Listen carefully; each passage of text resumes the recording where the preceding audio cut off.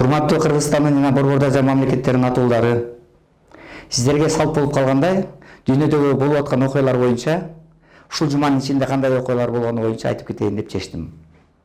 Баарыңыздарга жакшылык каалайм. Өзүңүздөргө белгилүү болгондой, өткөн жумадагы саясий окуялар аябагандай бай болду.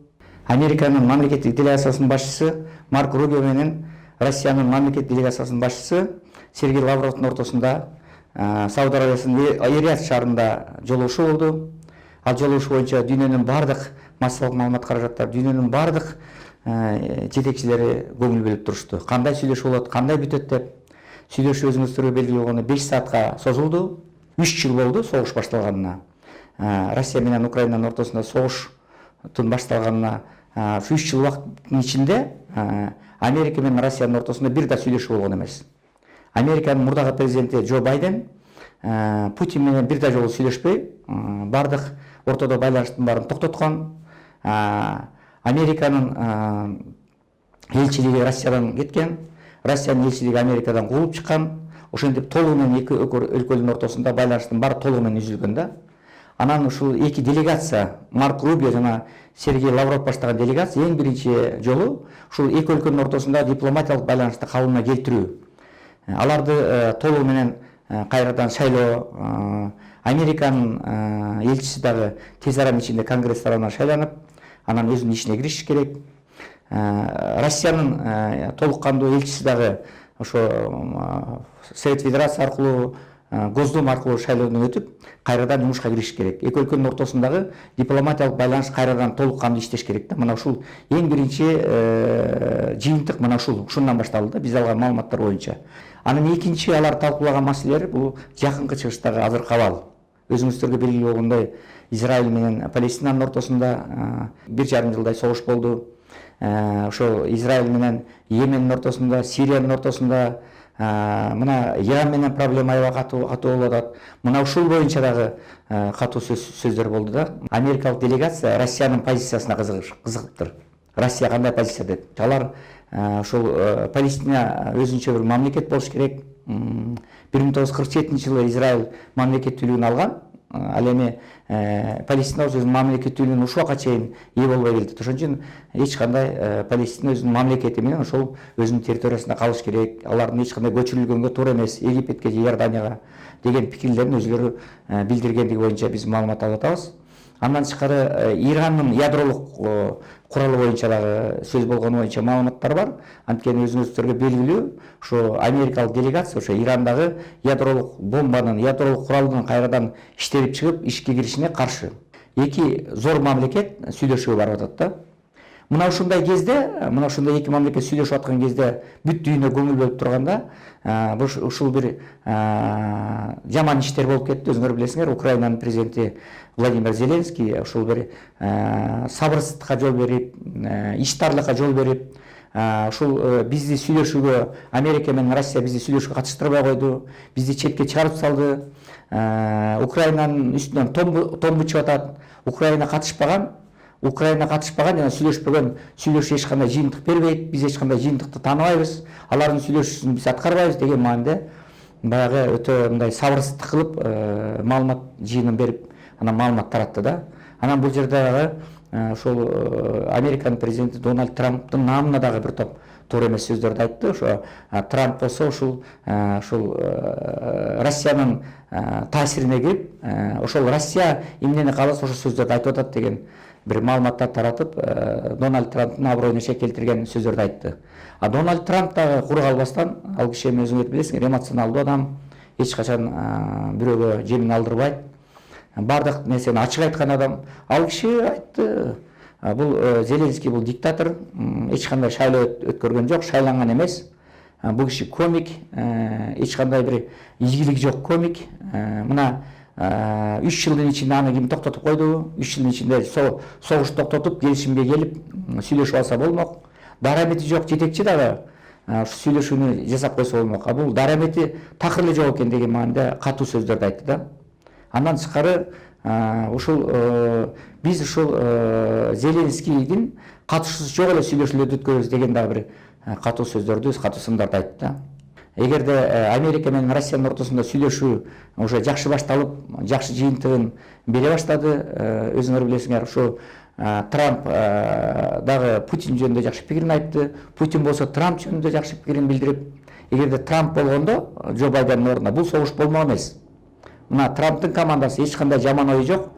Жакшы ой менен, жакшы дил менен ушу сүйлөшүүнү баштап атат. Биз дагы ушу сүйлөшүүгө барганга даярбыз. Биз да согушту болтурганга даярбыз. Трамптын командасын биз колдойбуз деген маанада бир жакшы пикирин айтып, ошо эки мамлекеттин ортосунда жакшы мамиле пайда боло баштады. Ал эми тескерисинче Америка менен Украинанын ортосундагы мамиле өтө курчуп кетти. Ошол эле мунун башкы себеби ушу Владимир Зеленскийдин саясатчы эместигинен кабар берет да. Ушул артист болуп сценада ойноо бул башка нерсе. Ошентип ойноп дагы элге жаксаң болот.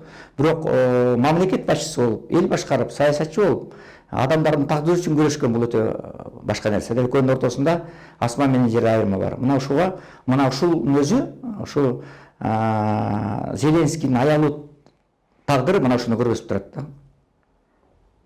Артист болгон кандай экен, ал эми мамлекет башчысы болуп, элди баккан кандай экен, экөөнүн ортосунда чоң айырмы бар экендигин ал кишинин азыркы абалы көргөзүп турат да. Андан тышкары Европа мамлекеттери дагы аябагандай чоң катачылыктарга жол берди.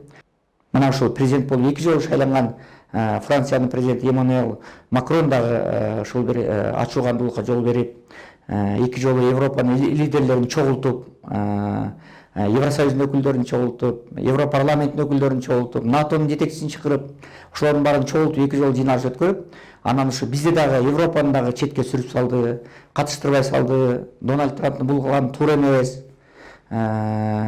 Эч качан Зеленский эч качан диктатор эмес. Согушту Зеленский баштаган жок, Путин баштады. Путин диктатор деген бир ачуулуу сөздөрүн айтышты да. Анан башка дагы Стармер мырза дагы ошо бир жаман сөздөрүн айтты, ошо Россия жөнүндө баягы душмандык сөздөрүн айтты. Бул дагы өзү жакшы эмес да. Мына ошондо бир Европанын да бир лидери бир жакшы сөз айтты, ошол чындык. Азыр эң чоң мамлекеттер чоң адам катары бир чоң бөлмөгө кирип алышып өзүлөрүнчө сүйлөшүп биздин тагдырды чечип атат. А бизде болсо балдардын бөлмөсүнө чыгарып коюп, детский бөлмөдө ойноп тургула деген сыяктуу кылып койду деп атат да, деген бир мүнөздөмө берди. Мына ушул туура да. Анткени эмне үчүн Дональд Трамп Европа менен Украинаны катыштырган жок? Анткени Дональд Трамп бул өзүлөрүнүн шайлоочулардын алдында берген уадасын аткарганга аракет кылып атат. Шайлоочулардын алдында президент шайлоонун убагында Дональд Трамп сөз берген. Мен дүйнөдөгү согуштарды токтотом деген. А дүйнөдөгү согуш токтотуш үчүн эң биринчи кимдер менен сүйлөшүш керек? Эң чоң державалар менен сүйлөшүш керек. Салмагы бар, саны бар, күчү бар, ядролук куралы бар. Алар кимдер? Алар Америка, Америкадан башка Россия, Кытай, Индия. Анан өмүр бою Америкага каршы болуп келген Иран. Мына ушул мамлекеттер менен сүйлөшүү бул биринчи орунда турат. Бул Дональд Трамптын чоң стратегиялык куралы, стратегиялык мындайча айтканда максаты. Ал эми экинчи орунда Европа мамлекеттери жана башка кичирээк мамлекеттер турат да. Ошон үчүн Европа жана Украина экинчи сорттогу мамлекеттер катары эсептелет Дональд Трамп тарабынан. Мен ойлойм туура. Анткени 3 жылдын ичинде Европа жана Украина Россия менен сөз табышып алса болот эле. Россия менен сүйлөшүүгө барса болот эле. Ошентип алган жок. Ошондой мамиле болуп атат аларга дагычы. Ошон үчүн мен ойлойм бул дагы бул жолду дагы Европада өтүш керек болчу, Украинада өтүш керек болчу, кимдин ким экенин билиш керек болчу. Ошон үчүн мына азыр эми сүйлөшүү башталды. Муну менен эле токтоп калбайт. Мына ушул жуманын аягына чейин, балким ушул февралдын аягына чейин Дональд Трамп менен Владимир Путин ортосунда жолугушуу болуп калат деген чоң бир ишеним болуп атат да. Ушул жолугушуу болсо согуш токтоп кала турган бир мүмкүнчүлүктөр бар. Ал эми өзүңөр билесиңер, Россиянын делегациясы Сергей Лавров ошол биз алган маалыматтар боюнча ошо Американын делегациясына төмөндөгүдөй шарттарды койду Украина боюнча. Эң биринчи 2 республика жана 2 облус Украинанын курамында өтпөш керек. Анткени муну Россия басып алган, өзүнүн курамына киргизген. Андан тышкары Украина эч качан НАТОго мүчө болбош керек, эч качан. 20 жылдан кийин да 30 жылдан кийин да эч качан мүчө болбосу боюнча Америка кепилдик бериш керек. Экинчи, үчүнчү, Россияга салынган санкциялардын баарын алып салыш керек. Мына ушундай 3 талаптарды катуу коюп атат. Ал эми Американын Марк Рубио баштаган делегациясы буга түшүнүү менен мамиле кылганда көрүнүп турат да. Анткени алган маалыматтар боюнча ушул абалга жеткирип койду да. Эгерде мурда эле 22-жылы Россия менен Украинанын ортосундагы сүйлөшүү Стамбулда болду, адегенде Белоруссияда, Стамбулда болду. Ошондо азыр ошол кездеги премьер-министр Англиянын Джонсон келип токтотуп койбогондо канча миңдеген адамдар өлбөйт эле, канчалаган шаарлар талканбайт эле, канчалаган субъекттен ажырабайт эле Украина.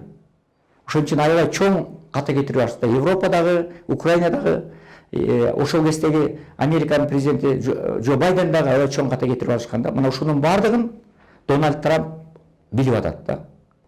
Эгерде мына ушул Американын президенти Дональд Трамптын, ушул Россиянын президенти Владимир Путиндин жана Европа лидерлеринин жана башка прогрессивдүү дүйнө коомчулугунун, ошонун ичинде Кытайдын дагы, Иранын дагы, дүйнөдөгү башка лидерлердин дагы ою жакшы болсо, дүйнөдөгү согуштар токтойбу деген чоң үмүтүбүз бар. Бардыгыңыздарга жакшылыктарды каалайм, ишиңиздер ийгиликтүү болсун. Көңүл бурганыңыздар үчүн чоң рахмат.